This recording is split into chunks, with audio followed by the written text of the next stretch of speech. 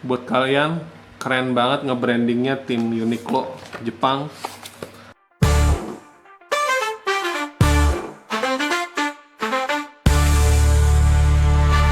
Let's just enjoy the show, cause it's random real time. Oke, hai guys. Hari ini kita mau nge-review branding. Nah, hari ini case study-nya, nge-review brandingnya adalah Uniqlo. Uniqlo menurut gua punya kemampuan branding yang sangat tinggi, bagus banget.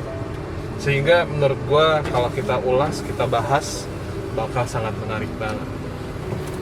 Tapi kita nggak bahas di studio ya, kita bahasnya di tempat dengan pemandangan yang indah, di cafe yang nggak bakalan ada di tempat lain dimanapun, terjangkau, enak, view-nya the best. Yuk kita ke sana.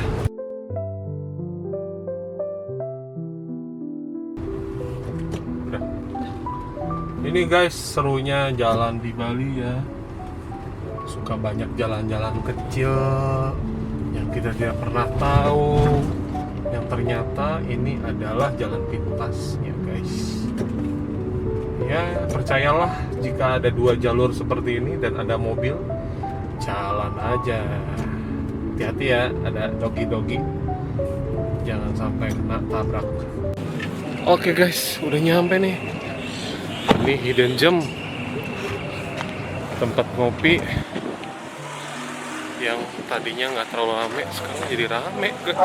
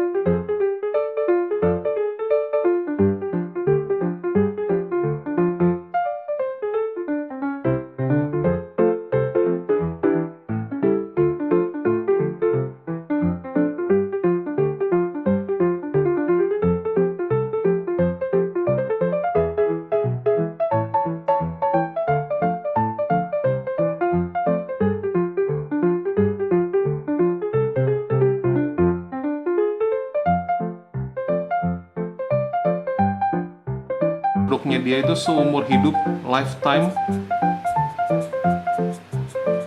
wear, digunakan seumur hidup. Ini adalah value yang menarik ya dari Uniqlo, bahwa produk dia diciptakan bukan untuk sebentar pakainya, tapi digunakan for a lifetime. Interesting. Nah, memang gambar yang digunakan 2/3 halaman ini seperti sebuah cover, tapi isinya tuh art ya, seperti suatu art, bentuk ciptaan art gitu, yang menunjukkan mungkin dia punya identitas yang artsy. Mari kita coba lihat di halaman berikutnya. Kalau kita lihat benar, ternyata tema dia itu adalah tema art. Di sini kalau kalian mau lihat ya, bisa kelihatan. Nah, tuh. Tema dia di musim fall winter ini adalah art. Tuh, ini artwork by Hannah Peterson. Oke. Ini menunjukkan memang kali ini dia lagi mengusung tema art ke dalam desainnya. Dia memang very strong on the desainnya. Untuk membuat dia lebih strong ke desainnya itu, dia nunjukin dengan 2/3 halaman itu gambar yang art banget, artwork. Kenapa? Ayo kita coba lihat kenapa dia menggunakan tema art ini. Oke, di sini di bagian sebelah kiri ini dia ada menjelaskan tentang Uniqlo. Yang saya tadi di depan jelaskan itu kenapa Lifewear itu ada di sini. Oke, mari kita lihat. What are timeless tones? Kita bisa lihat di sini dia benar-benar komposisi yang sangat baik, menggunakan 2/3 lebih, sepertiga lebih dari halaman. Oke, untuk menjelaskan tentang timeless tone. Oke, mari kita lihat di halaman berikutnya. Lihat cara dia sangat strong sekali menggunakan tema artworknya. Bisa dilihat di sini gambar-gambar yang digunakan dari awal itu membentuk persepsi kita bahwa dia lagi memberikan persepsi bahwa semua desain-desain dari si Uniqlo ini menunjukkan suatu kerjaan yang seni, ini ya, nggak sembarangan bikin. Kalau kita lihat di sini, ini menunjukkan artwork itu berdasarkan warna-warnanya. Dia gunakan beberapa warna-warna seperti off-white dan green. Ya. Anyway, mari kita lihat di halaman-halaman berikutnya. Dia konsisten menunjukkan seberapa dia konsisten terhadap artworknya. Dilihat dari desainnya itu menunjukkan bahwa warna-warna yang digunakan itu kalau digambarkan, kalau di foto itu ya seakan-akan seperti bagian dari art yang kalau lihat dominan warnanya itu ke arah warna pastel, kayak warna-warna kalem atau warna-warna earth ya, warna bumi. Oke. Saya suka terkesan sama cara dia memilih foto untuk menggambarkan desainnya, menggambarkan bajunya, artikelnya, daripada dia memberikan detail terhadap bajunya. Ini seharusnya kan detailnya bajunya, ya kan? Tapi enggak, dia berikan gambaran enggak cuma bajunya, tapi kasih background. Tahu nggak sebenarnya ada apa di sini? Ini nggak sembarangan loh, naruh baju tidak secara komposisional. Mari kita coba lihat ya, kita bagi nih. Kita bagi komposisinya ya, kita lihat ya. Letak bajunya ini yang mau ditonjolkan ini. Oke, mungkin kalau pakai warna kuning enggak ya. Nggak kelihatan. Oke. Ini kan sebenarnya menjadi center point. Maksudnya kenapa center point? Mari kita lihat. Familiar nggak kalian dengan ini? Apa tuh? Tahu apa? Ya, betul. Ini the golden ratio. Oke, the golden ratio yang menunjukkan cara kita melihat satu halaman full itu pada dasarnya akan berfokus pada ujungnya. Itu di bagian sebelah sini titiknya. Oke, kita akan diarahkan untuk melihat dari arah sini.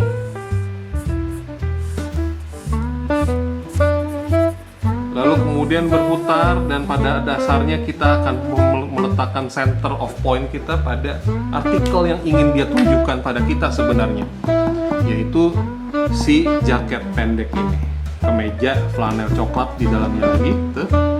Kemudian roknya, lihat. Sebenarnya bagian ini kayaknya nggak penting ya, tapi padahal ini membuat kita jadi tidak berpikir untuk melihat hal yang lain selain dari focal point-nya dia di sini. Very brilliant, I think. Kalau dilihat ton-ton warnanya yang lain, kan sudah dibilang tadi tonal color-nya dia mengarah pada pastel. Lihat di bagian-bagian yang lainnya ini warnanya tidak mendominasi warna dari baju yang sebenarnya mau ditonjolkan sama dia. This is brilliant. Oke, nih sama ya, konsisten, lihat cara dia meletakkan desainnya, lihat ya. Mari kita buktikan. See, exactly, persis. Dia akan meletakkan pada poin-poin yang memang menjadi bagian dari golden ratio, bagian dari ujung golden ratio. Kita ambil yang ini dulu nih ya. Oke.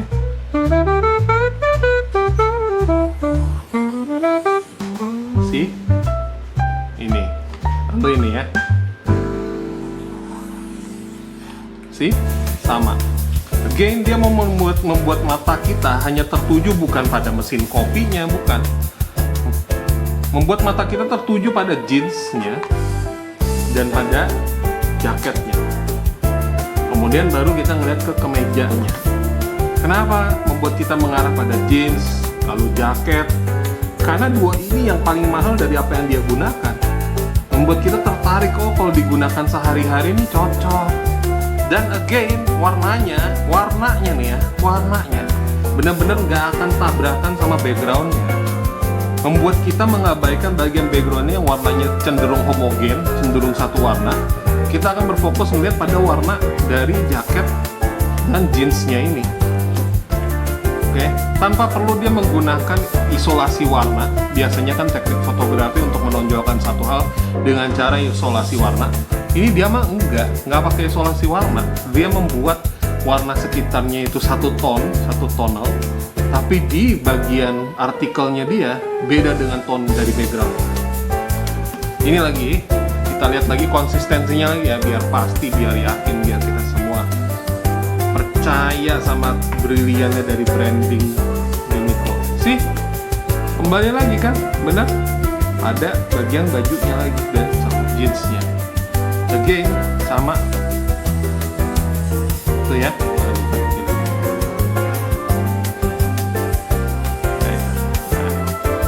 See, the golden ratio mengarah pada artikelnya lagi. Nggak sembarangan ini meletakkannya. Oke. Sama ini juga, lihat warnanya yang lain nggak ada yang mendominasi warna dia. Selain fotografinya brilian, tapi ini juga brilian meletakkan warna-warna yang di sekitarnya ini gak sembarangan.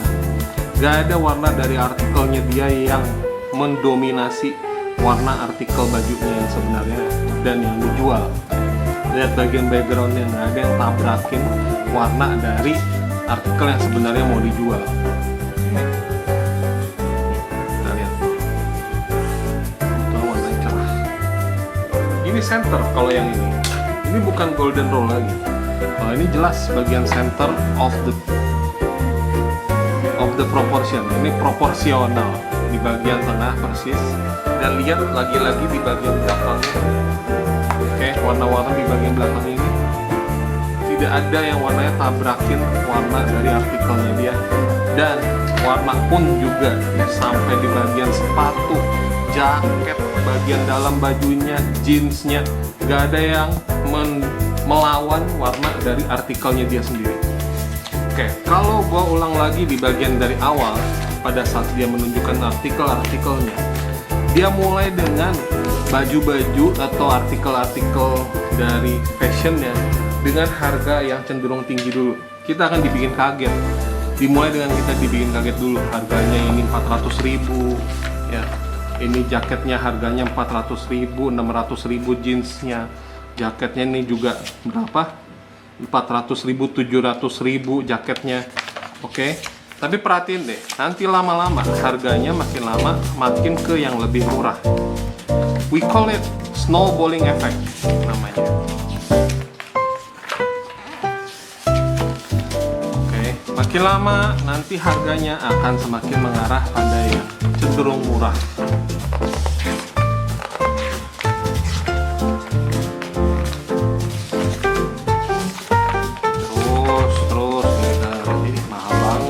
Gitu ya, tapi enggak, dia akan membuat kita berpikir makin lama, kok mahal banget ya, tapi ternyata ada juga yang murah. Nah, udah mulai nih, kok ada juga ternyata yang murah ya. Contohnya ini, oh mulai ada topinya. Topinya harganya 150.000 loh. Dari tadi belum ada yang artikelnya harganya 150.000-an, belum ada. Sekarang udah mulai ada, tapi disandingkan dengan yang artikel-artikel yang juga mahal sampai ada yang sejuta ada. Oke. Kita lanjutin dulu ya. Nah ini dia kolaborasi dengan kaos. Udah yang kesekian kalinya dia kolaborasi sama kaos.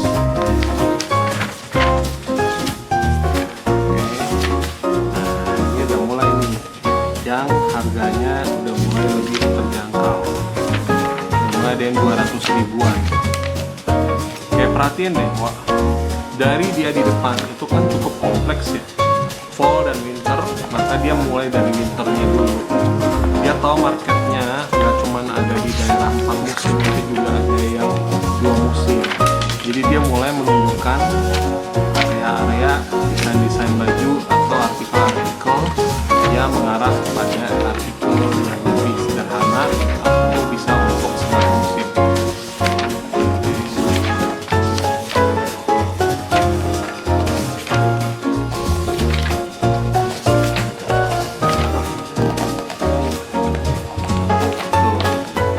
Ya.